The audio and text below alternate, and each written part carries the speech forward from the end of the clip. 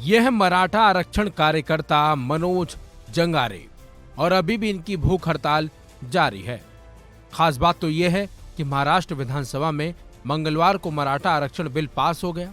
इसके बाद भी जरांगे ने अपने गृह जनपद जालना में भूख हड़ताल जारी रखी हुई है।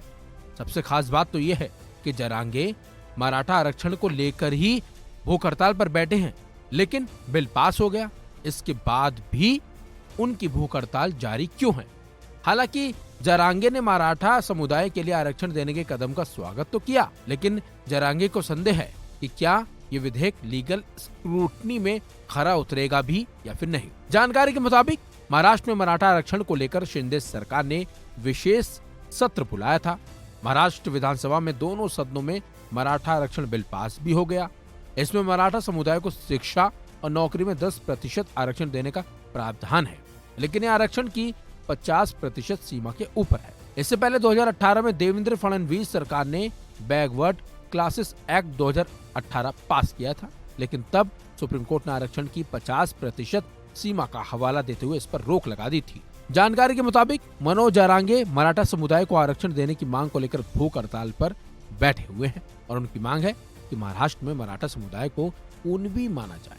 महाराष्ट्र में कुणबी को ओबीसी समुदाय का दर्जा प्राप्त है और उसी के मुताबिक आरक्षण मिलता है।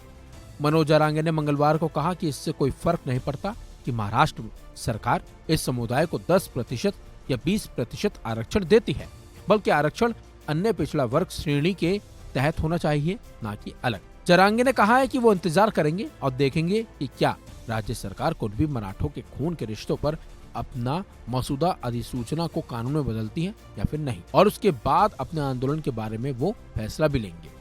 साथ ही उन्होंने कहा है कि सरकार ने जो आरक्षण दिया है उसका लाभ सिर्फ 100-150 मराठाओं को मिलेगा। हमारे लोग आरक्षण से वंचित रह जाएंगे। साथ ही साथ उन्होंने कहा है कि वो 22 फरवरी को अपनी भूख हड़ताल को लेकर फैसला करेंगे। इतना ही नहीं, जरांगे पटेल ने अपने हाथ पर लगी ड्रिप को हटा दिया है। उन्होंने डॉक्टरों से आगे का इलाज लेने से भी इनकार कर दिया है।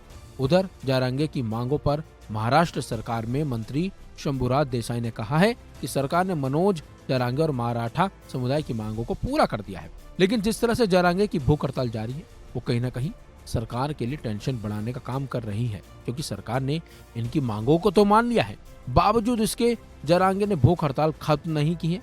ऐसे में अब देखना होगा सरकार इसे लेकर क्या और कैसा कदम उठाती है। फिलहाल इस खबर में बस इतना ही। अपडेट्स के लिए बने रहिए वन इंडिया हिंदी के साथ।